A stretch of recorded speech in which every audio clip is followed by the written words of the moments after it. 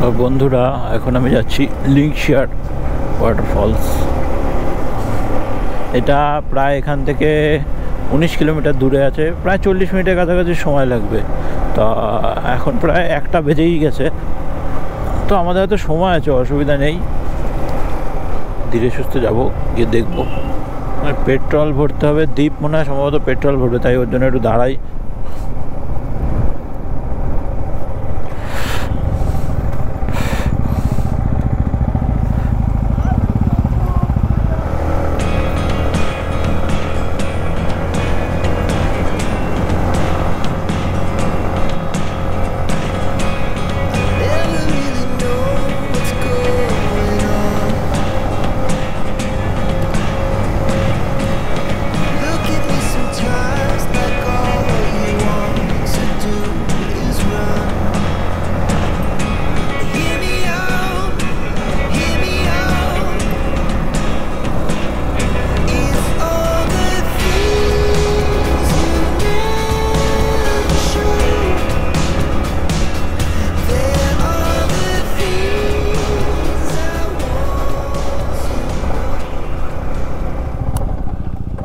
বন্ধুরা, যা সেখান থেকে শহরটাকে দেখো, কি সুন্দর লাগছে,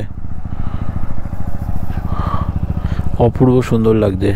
ছোট ছোট পাহাড়ের টিলাগুলি দেখতে এত সুন্দর লাগছে।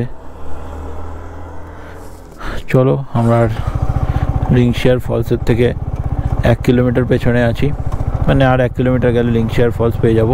তো চলো ধীরে ধীরে এগোনো যাক। এত সুন্দর প্রাকৃতিক দৃশ্য যে বলে বোঝাতে পারবো না।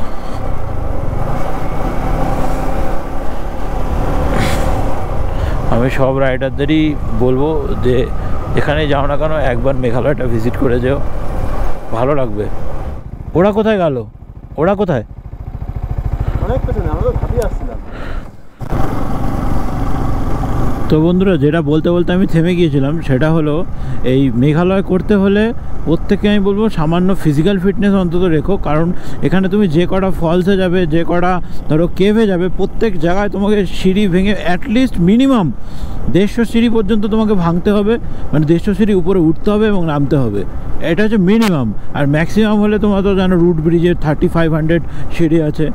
তাই এছাড়া তোমার মাউডিংখাং ট্রেকেও সেই সেমই বিষয়। সেই কারণে এখানে ট্রেকের পরিমাণটা অত্যধিক বেশি। সেই জন্য যেই এসো না কেন, একটু সামান্য ফিজিক্যাল ফিটনেস নিয়ে এসো, নয়তো খুব প্রবলেমে পড়বে, নয়তো এসে কোনো লাভ হবে না। অ্যাকচুয়ালি তুমি যে জায়গাগুলি দেখার জন্য আসবে, সেখানে গিয়ে তোমার বাইক বা তুমি যে কারে আসবে, সেটা যখন যেখানে গিয়ে এন্ড হয়ে যাবে, তারপর থেকে টোটালটাই তোমাকে ট্রেক করে উঠতে হবে বা নামতে হবে। তো সেক্ষেত্রে তুমি যদি সেই পজিশন থেকে এসে ট্রেক না করার ক্ষমতা রাখো, তাহলে তোমাকে ফেরত চলে যেতে হবে। তাহলে আসল যে জিনিসটা দেখার জন্য তুমি কষ্ট করে এলে এত দূর, সেটাই তুমি দেখতে পাবে না। সেই জন্য প্রত্যেককে বলবো, এছাড়া যারা ফ্যামিলি নিয়ে আসছো, সেই ফ্যামিলি পার্সনদেরও বলবো মিনিমাম ফিজিক্যাল ফিটনেস নিয়ে অন্তত মেঘালয়ে ট্রিপ করতে এসো, না হলে সেটা ওয়েস্ট অফ মানি হবে, এছাড়া আর কিছু হবে না। পূর্ব দৃশ্য দেখো বন্ধুরা, কি অপূর্ব লাগছে চারিদিকটা। হালকা হালকা মেঘ ভেসে যাচ্ছে, তার মধ্যে একটা লালচে টাইপের ঘাস, মানে চোর কাটাগুলি লালচে লালচে টাইপের সবুজ ঘাসের উপর উঠে রয়েছে। আর ওইদিকে দূরে ওই উঁচু উঁচু টিলাগুলি দেখা যাচ্ছে। অসাধারণ লাগছে, অসাধারণ। এই রাস্তাটা জাস্ট অসাম লাগছে, অসাম, অসাধারণ।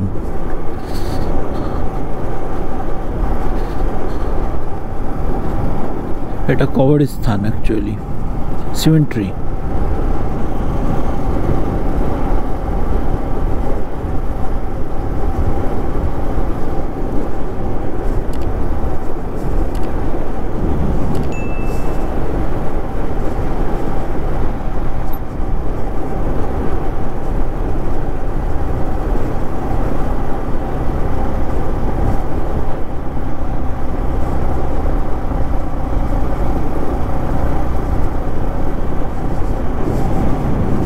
অসম্ভব সুন্দর লাগছে। এই রাস্তাটা এরকমভাবে এঁকে বেঁকে ওই দিকটা যাবে, অসম্ভব সুন্দর লাগছে।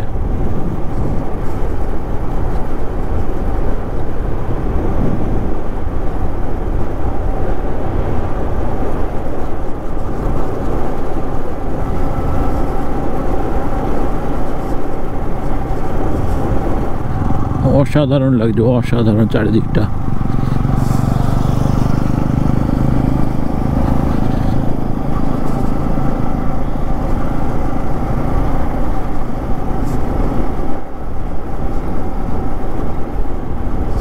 তবে এবার একটু ঠান্ডা ঠান্ডা লাগছে আমার। আমি নর্মালি শার্ট পরে এসেছিলাম, হুডিটা কালকে ভিজে গেছে। দেখি রেইনকোটটা সঙ্গে এনেছি, রেইনকোটের জ্যাকেটটা আপারটা পরে নেব।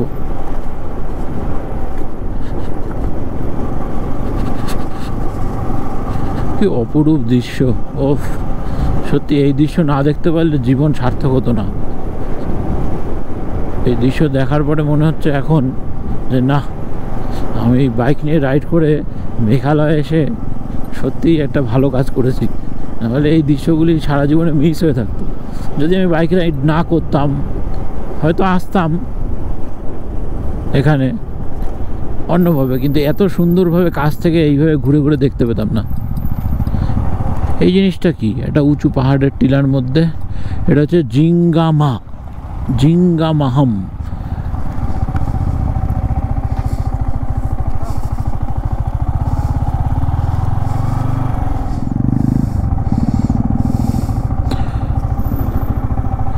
অপূর্ব লাগছে ভিউটা। আর লিঙ্কশেয়ার ফল যাওয়ার পথে আরেকটা ফলস পড়ে, যেটার নাম মাউসেডং ফলস। এখন আমরা যাচ্ছি সেই মাউসেডং ফলসেই। ওই যে সামনে দেখতে পাচ্ছ প্রচুর ট্যুরিস্ট দাঁড়িয়ে আছে। তো বন্ধুরা, এখন যাচ্ছি মাউসেডং ওয়াটারফল।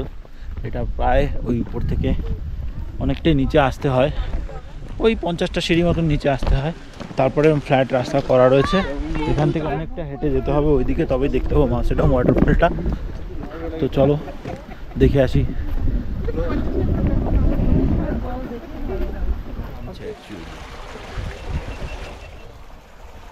বন্ধুরা, প্রায় এতগুলি খাড়া সিঁড়ি, ওই দেখো উপরে দেখতে পাচ্ছ, ওখান থেকে আস্তে আস্তে ধীরে ধীরে নেমে পৌঁছে গেছি। এই হলো মাউসেডং ওয়াটারফল। এটা বর্ষাকালে আরও সুন্দর লাগে এবং জলের গতিবেগ আরও অনেক বেশি থাকে।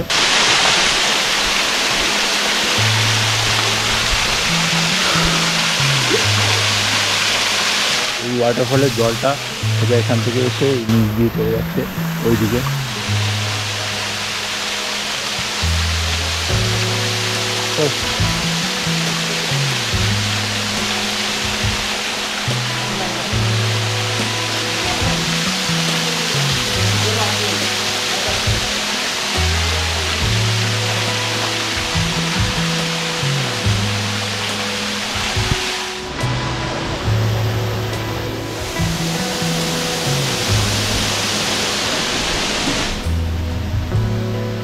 অপূর্ব লাগছে দেখতে, দেখো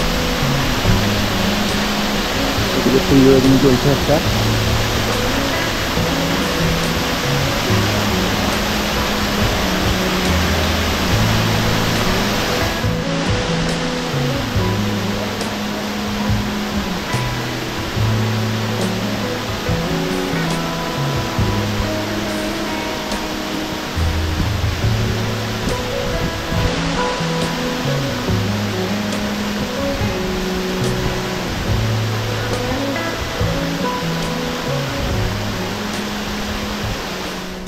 আমরা লিঙ্কশেয়ার ফলসের দিকে যাচ্ছি, দেখি কত তাড়াতাড়ি পৌঁছাতে পারি।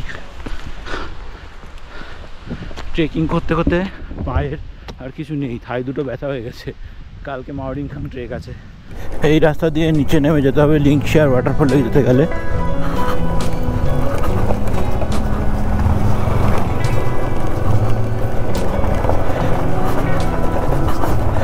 মাউসেডং থেকে ওই 1-1.5 কিলোমিটার মতো নিচে আসলেই লিঙ্কশেয়ার ওয়াটারফল। গাড়িটা পার্কিং করে নিই, পার্কিং করে তারপর তোমাদের সাথে দেখা হচ্ছে। ওখানে দুটো, এখানে দুটো রাখ।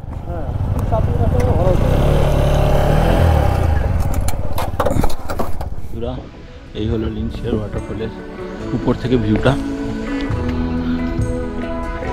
একটা স্টোরি দেওয়া আছে লিঙ্কশেয়ার ওয়াটারফল সম্পর্কে, তোমরা একটু দেখে নাও, পজ করে দেখে নিতে।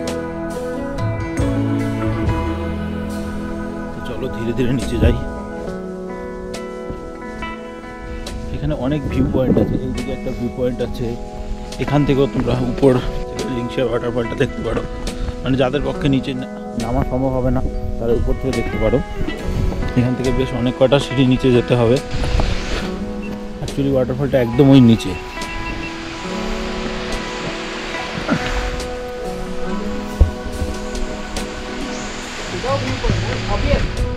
কি সুন্দর লাগছে। তো এই হলো বন্ধুরা লিঙ্ক স্টার ওয়াটারফলের ভিউ, তোমরা দেখতে পারো। এটা হচ্ছে একটা ভিউ পয়েন্ট থেকে নেওয়া। অ্যাকচুয়ালি ওয়াটারফলটার মেইন ভিউটা পেতে গেলে আমাদেরকে যেতে হবে ওই নিচের দিকে। সেখান থেকে যেটুকুনি ওয়াটারফলটা দেখার দেখে নিলাম, এবার ডিরেক্ট নিচে যাবো, নিচে গিয়ে ওই ভিউ পয়েন্ট থেকে দেখবো ওয়াটারফলটা। তো এই হলো লিঙ্ক স্টার ওয়াটারফলের ভিউ, দেখতেই পাচ্ছ তোমরা।